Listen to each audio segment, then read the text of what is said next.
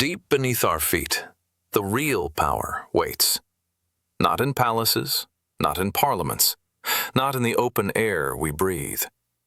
There are doors you will never see, elevators that descend into the earth, vaults sealed for the day the sky burns. World leaders know something we don't. They already have a plan for when everything collapses. And when World War III erupts, they won't be standing with us. They'll be gone, into the command bunkers built for the end of the world. Since the first nuclear detonations, one terrifying truth has shaped global strategy. The next great war could erase entire nations in a single hour. Nuclear arsenals, hypersonic missiles, cyber weapons able to blind whole continents. If the chain of command is broken, civilization fails instantly. That is why these bunkers exist, to ensure continuity of government, even if cities vanish, to keep a surviving leader connected to surviving generals, to make sure someone still has the codes, the authority, the ability to respond.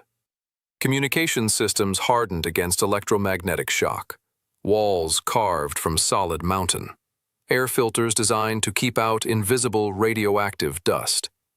This isn't preparation for some distant threat. Every new weapons test, every political escalation narrows the clock. These places are not abandoned relics. They are maintained, upgraded, staffed.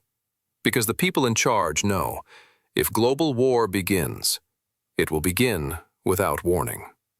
Some of these locations are public knowledge, not because governments want us to know, but because their scale is impossible to hide.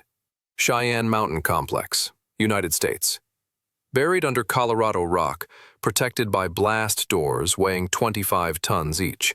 Designed to survive a nuclear strike and keep the command structure alive. Inside, control rooms monitor sky and space.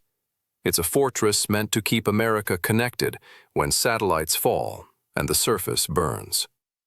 Kosvinsky Kamen, Russia.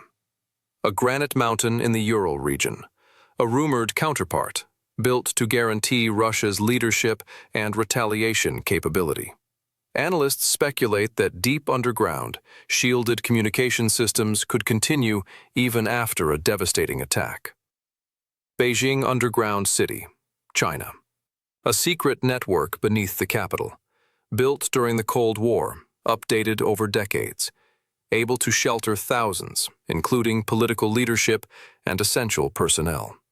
Passageways, storage chambers, emergency command posts, hidden below one of the most populated cities on Earth. Corsham, Burlington Complex, United Kingdom. A sprawling labyrinth under England, once stocked with food, fuel, and its own water supply. Known for massive blast doors and a subterranean railway connection. A place where government could, in theory, reroute the direction of the nation while the surface is uninhabitable. These are only the locations governments have admitted or couldn't hide. What lies beneath other capitals remains classified. How deep they go, how large, how ready. Those are questions without official answers. Survival below the earth is anything but comfortable. Filtered air circulating behind sealed doors, water tanks buried in silence. Artificial light in endless corridors where day and night have no meaning. Leaders would live in reinforced command rooms, sleeping quarters lined with thick steel, every second tracked, every message encrypted. Stockpiles of food measured by calories per person. Ration plans calculated to the last week. Medical rooms prepared for a world where hospitals no longer exist. Generators humming. Radiation meters blinking. Psychological strain creeping in with every silent hour. Imagine the world outside collapsed. No cities left, no normal life above ground, only static where the news used to be. These bunkers are designed for months, maybe years. Imagine knowing you survived, but millions didn't. Imagine asking, what future are we living for if the world we left behind is gone? If a nuclear alert is confirmed, there is no debate, no hesitation. Evacuation drills practiced in secret take over instantly.